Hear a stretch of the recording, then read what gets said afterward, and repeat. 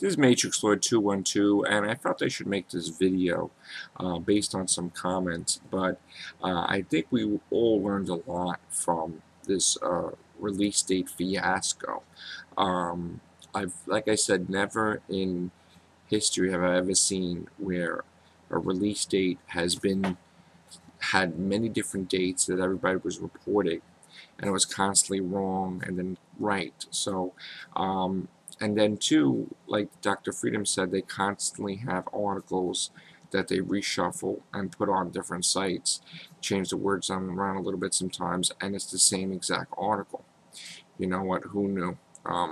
But I'm learning, so at least I got to see that firsthand.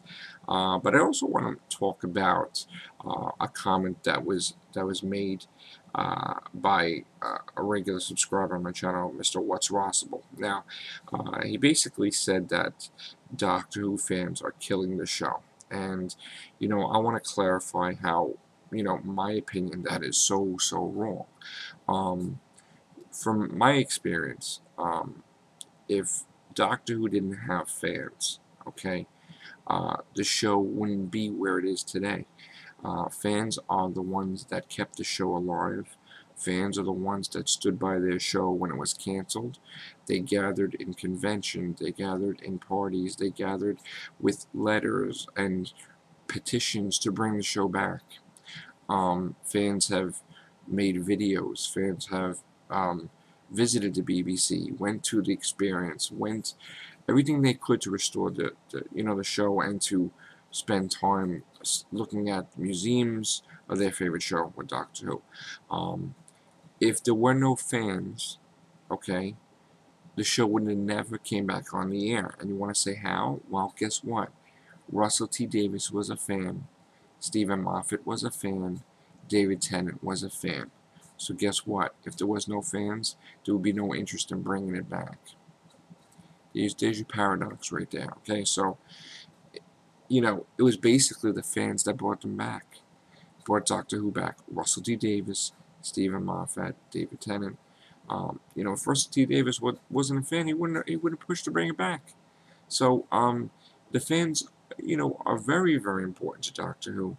And it's not the only factor, but it's a massive factor. Now, you can't blame the few fans out there that look to spoil it so much that they ruin the experience. That's not what we're talking about. Not all fans are like that, okay?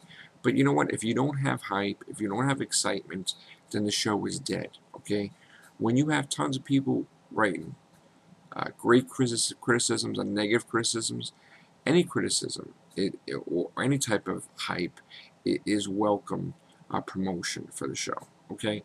I don't remember in the 80s and 90s people having talking about this so much about Doctor Who. So you definitely would love to have, I don't know, 20 some odd websites reporting Doctor Who every day. I mean, why wouldn't you? Okay. So another thing too, I gotta say, for the hard work and dedication of Stephen Moffat and Caroline Skinner and the whole crew, Matt Smith, Art Dovell, Karen Gillian, everybody working so hard on the show. You know what? Thank you. I mean, thank you. As a fan, I love watching your program, and I'm glad that it's so great enough where people are making videos about you guys and talking about how great the show is. So, you guys like Stephen Moffat's so dedicated, bringing it to America and everything. I'm grateful. I'm happy that he's a fan and he's like a little kid, and he would love to have people return to, and he does. He brings people back. So it's an overall the fans, the team, and that's what makes Doctor Who so special. And the fans didn't cancel Doctor Who back then, as I said. It was the BBC that wanted to get rid of it and end it. So what they did was, they did like what any retail scummy managers would do.